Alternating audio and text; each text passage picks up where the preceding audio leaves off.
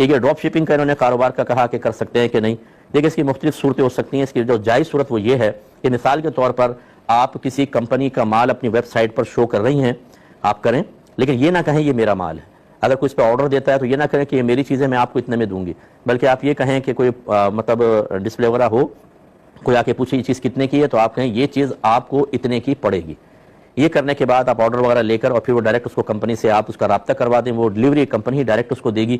یہ آپ کر سکتے ہیں، کیونکہ نبی کریم صلی اللہ علیہ وسلم نے اس چیز کو بیچنے کو منع فرمایا جو ابھی آپ کے قبضے میں نہیں ہے، جس کے آپ مالک نہیں ہیں. لہٰذا اگر آپ نے صرف کچھ پکچرز لگا دی اور کوئی کہتا ہے یہ کتنے کی اور آپ نے کہا میں آپ کو اتنے میں بیچتا ہوں، تو یہ تو آپ کے قبضے میں نہیں ہے، آپ مالک ہی نہیں ہیں. یہ الفاظ کہنا ٹھیک نہیں ہوگا.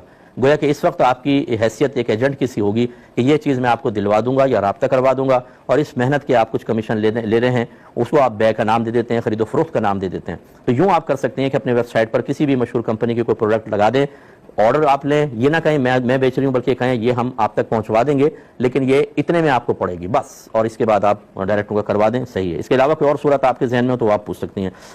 اسی لیے فقہا نے منع فرمایا کہ جو نمازی نماز کے انتظار میں بیٹھے ہوں بحکم حدیث چونکہ وہ نمازی ہی شمار ہوتے ہیں انہیں سلام نہیں کرنا چاہیے. ایسی اگر مسجد میں کوئی ذکر الہی میں مشغول ہے، کوئی دعا مانگ رہا ہے، کوئی تسبیحات وغیرہ پڑھ رہا ہے، کوئی قرآن پاک کی تلاوت کر رہا ہے، ان سب کو یاد رکھیں سلام کرنا خلاف سنت ہوتا ہے. تو یہی میں ابھی گزارش کر رہا تھا.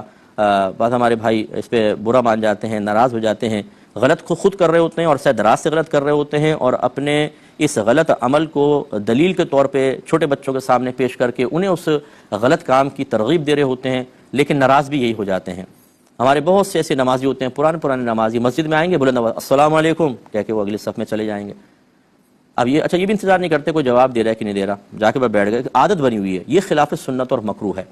اور اس پر ایک اور درجہ زیادہ وہ لوگ ہوتے ہیں کہ آ کے سلام کیا، جب کوئی جواب نہ دے رہا، وہ مشغول ہے، وہ تفکیر میں ہے، یعنی غور و تفکر کر رہا ہے. فرض کر لیں یہ بھی بہت بڑی عبادت ہے، اخروی معاملات میں تسبیح پڑھ رہا ہے کچھ، تو وہ ناراض ہو جاتے ہیں. ارے سلام کے جواب ہی نہیں دیتے ہو بھائی، آپ خلاف سنت کام کر رہے ہیں. اس پر اس وقت نہ سلام دینا واجب ہے، نہ جب عبادت میں یا ذکر اذکار میں انسان مشغول ہو تو جواب دینا سنت ہے.